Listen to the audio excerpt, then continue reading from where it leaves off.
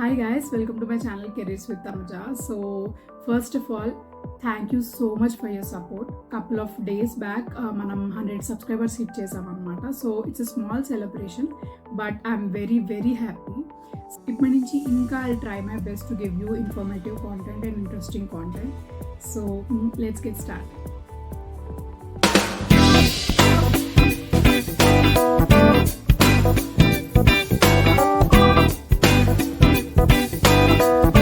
వీడియోలో మనం ఒక ఇంట్రెస్టింగ్ టాపిక్ డిస్కస్ చేయబోతున్నాం అనమాట. సో అది ఏంటంటే బ్యాక్డోర్ జాబ్స్ ఎంతవరకు యూస్ఫుల్, అసలు బ్యాక్డోర్ జాబ్స్ అంటే ఏంటి, దానివల్ల అడ్వాంటేజ్ ఏంటి, డిసడ్వాంటేజ్ ఏంటి, ఎలా హ్యాండిల్ చేయాలి, ఇదంతా మనం డిస్కస్ చేస్తాం. So first of all backdoor jobs అంటే ఏంటి? మామూలుగా మనకి నార్మల్ ఇంటర్వ్యూ అంటే ప్రాసెస్ ఎలా ఉంటుంది, మన రెజ్యూమే అప్లోడ్ చేసిన తర్వాత అది సెలెక్ట్ అయ్యి షార్ట్ లిస్ట్ అయ్యి హెచ్ఆర్ విల్ బి అప్రోచింగ్ అస్. దాని తర్వాత they will be scheduling and interview. ఇది నార్మల్ ప్రాసెస్. వేర్ యాజ్ బ్యాక్డోర్లో ఎలా ఉంటుంది అంటే you will skip all this process అనమాట.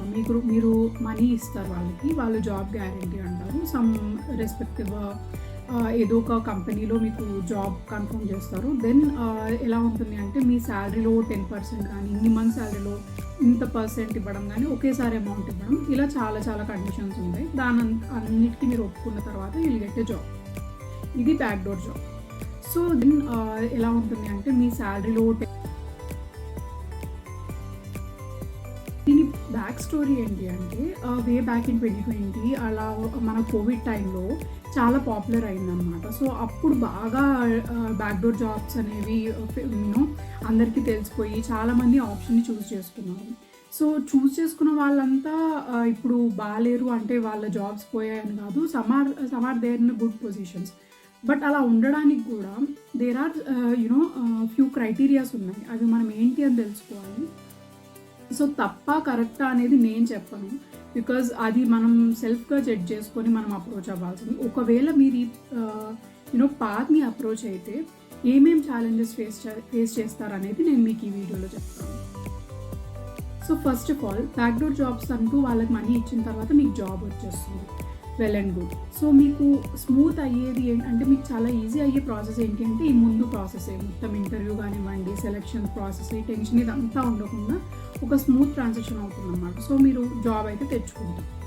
దాని తర్వాత ఏంటి అంటే ఆ టెక్నాలజీలో అంటే మీకు అలాట్ అయిన ప్రాజెక్ట్లో, మీకు అలాట్ అయిన టెక్నాలజీలో మీకు అసలు నాలెడ్జ్ ఉందా లేదా అన్నది ఇంపార్టెంట్ రోల్ ప్లే చేస్తుంది. సో చాలామంది నేను చూశాను కదా ఇప్పటిదాకా, సో జాబ్ సపోర్ట్ అని ఒకటి అప్రోచ్ అవుతారన్నమాట. సో అదేంటి అని కూడా నేను మీకు చెప్తాను. ఇలా బ్యాక్డోర్ జాబ్స్లో జాబ్ తెచ్చుకున్న వాళ్ళు ఏంటి అంటే ఫస్ట్ ఆఫ్ ఆల్ వాళ్ళకి టాస్క్ ఇవ్వగానే వాళ్ళు భయపడిపోతారు, because they don't have any experience. Also ఆ టెక్నాలజీలో వాళ్ళకి అసలు నాలెడ్జ్ ఉందా లేదా అనేది కూడా వాళ్ళకి ఐడియా ఉండదు. సో ఇప్పుడు జాబ్ వచ్చిన తర్వాత కూర్చొని నేర్చుకోవడం స్టార్ట్ చేస్తే అది ఇంపాసిబుల్. ఇప్పుడు ఆ టాస్క్ కంప్లీట్ చేయడం ఇదంతా ఇంపాసిబుల్. ఒకటి, మీ టీమ్కి ఈజీగా తెలిసిపోతుంది మీకు ఆ టెక్నాలజీ వచ్చా లేదా మీరు ఇచ్చిన టాస్క్ కంప్లీట్ చేయగలరా. ఎలా అంటే ఫర్ ఎగ్జాంపుల్ ఒక టీమ్ మీటింగ్ తీసుకోండి. టీమ్ మీటింగ్ తీసుకున్నప్పుడు మీ మేనేజరే మిమ్మల్ని ఆ టాస్క్ గురించి కానీ లేదా మీ సజెషన్స్ కానీ అడిగినప్పుడు మీరు ఆ టెక్నాలజీ యూజ్ చేసేలా ఉండాలి. మనకు ఒక సబ్జెక్ట్ వచ్చినప్పుడే కదా మనం దాని గురించి మాట్లాడగలం. ఏం రాకుండా మనం ఎంతవరకు మనం మేనేజ్ చేయగలుగుతాం, చేయలేము. సో అక్కడే వాళ్ళకి ఆల్రెడీ డౌట్ వచ్చేస్తుంది. సో సెకండ్ స్టెప్ ఏంటంటే మీకు టాస్క్ ఇచ్చినప్పుడు మీరు ఫస్ట్ ఆఫ్ ఆల్ వాళ్ళకి చెప్పాల్సి ఉంటుంది. అంటే ఇన్ని డేస్లో నేను కంప్లీట్ ఎస్టిమేటెడ్ టైం అనేది వాళ్ళకి ఎప్పుడైనా ఒక టాస్క్ ముందు ఇవ్వాలి. ఈ ప్రాసెస్ అనేది ప్రతి ఎంఎన్సీలో ఫాలో అవుతారు. సో మీ టాస్క్ గురించి ఆ టెక్నాలజీ గురించి తెలిసినప్పుడే మీరు ఒక ఎస్టిమేషన్ ఇవ్వగలరు వాళ్ళకి. ఇన్ని డేస్ పడుతుంది because of this and this reasons. So మీకు అది తెలియనప్పుడు మీరు ప్రాపర్ ఎస్టిమేషన్ టైం ఇవ్వరు, లోపల మీకు ఆ టాస్క్ కంప్లీట్ అవ్వరు.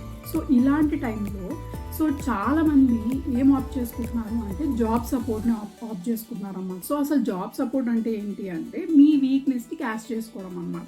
సో ఎగ్జాంపుల్, మీకు ఒక పర్టికులర్ రియాక్ట్ చేసే టెక్నాలజీ రాదనుకున్నాం అనుకోండి, but you are in a job where in you have to build website based on react చేసి కంప్లీట్లీ. సో మీకు ఆ టాస్క్ రాగానే కొన్ని కంపెనీస్ ఉంటాయి అన్నమాట. అవి ఏం చేస్తాయి అంటే ఇలా ఎంప్లాయీస్కి సపోర్ట్ ఇస్తాయి.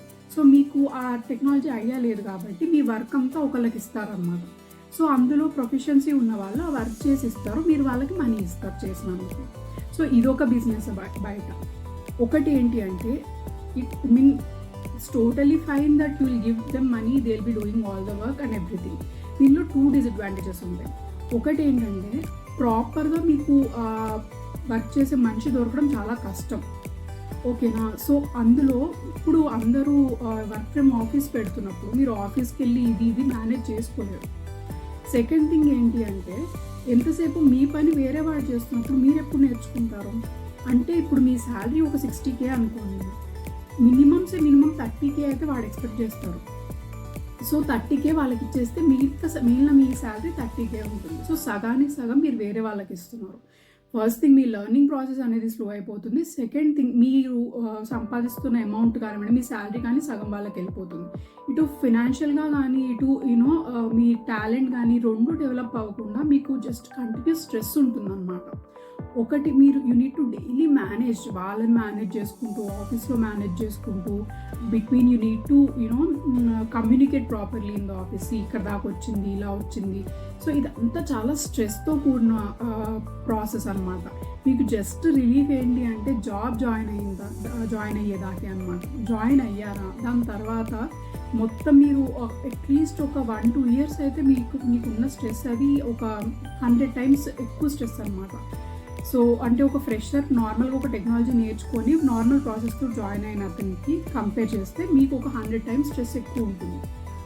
సో నా సజెషన్ ఏంటి అంటే ఫస్ట్ మీరు ఏ ప్రాసెస్ అయినా చూస్ చేసుకుని అది మీ ఇష్టం, but you need to have a proper knowledge on that particular technology అనమాట. ఒక టెక్నాలజీ పెట్టుకోండి, సో అది నేర్చుకోండి. ఎదుటివాడు ఇప్పుడు సపోజ్ మీరు జాబ్ సపోర్ట్కి ఆప్ట్ చేసుకున్నారు అనుకోండి, మన వర్క్ చేస్తున్న అతను అసలు ఏం చేస్తున్నాడు అంటే అసలు అది ఎఫిషియెంట్గా చేస్తున్నాడా లేదా, లేకపోతే మీకు ఏం రాదనుకోండి అతన్ని అడగండి. ఇలా టాస్క్ ఇచ్చారు, మీరు చేస్తున్నారు కదా, ఎలా చేస్తున్నారు నాకు చెప్పండి. ఒక 6 months టైం పెట్టుకోండి, 6 monthsలో నేర్చుకోండి. వాళ్ళు చేస్తారు కదా మనం కూర్చుందాం అనుకుంటే ఎప్పటికీ మీరు ఏ యాంగిల్ నుంచి మీరు డెవలప్ అవ్వలేరు. ఇటు ఫైనాన్షియల్గా డెవలప్ అవ్వలేరు, ఇటు మీ స్కిల్స్ని డెవలప్ చేసుకోలేరు. సో దాని తర్వాత it will be a big disadvantage అనమాట. వన్స్ మీ ఎక్స్పీరియన్స్ అనేది 6 years 5 years అయ్యే కొద్దీ then you not be able to manage through even job support also. So అంత హై లెవెల్ టాస్క్ అనేది వేరే వాడు ఎక్కడో కూర్చొని చేయలేరు.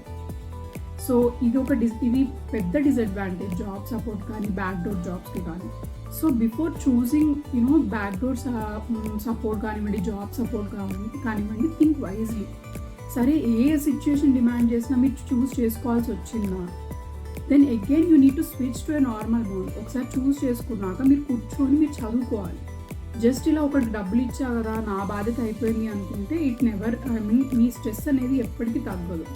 So this is what my suggestion is. ఒకవేళ బ్యాక్డోర్ జాబ్స్ ఆప్ట్ చేసుకుంటే కనుక ఇన్ని డిసడ్వాంటేజెస్ ఉంటాయి, ఇంత స్ట్రెస్ ఉంటుంది. సో ఎంత ఓకే అనుకుంటేనే you prefer backdoor jobs. Otherwise, you just take 6 months of time, learn the technology, then apply for jobs. ఏది ఇంపాసిబుల్ కాదు. You have different sites. Already చాలా వీడియోస్ చేశాను నేను నా ఛానల్లో, ఏ సైట్లో వెళ్ళి అప్లై చేయాలి, ఎలా అప్లై చేయాలి ఇదంతా. So take some help and improve your self and apply for jobs. డెఫినెట్గా జాబ్ వస్తుంది. If you find this content informative, please like, share and subscribe to my channel. Thank you.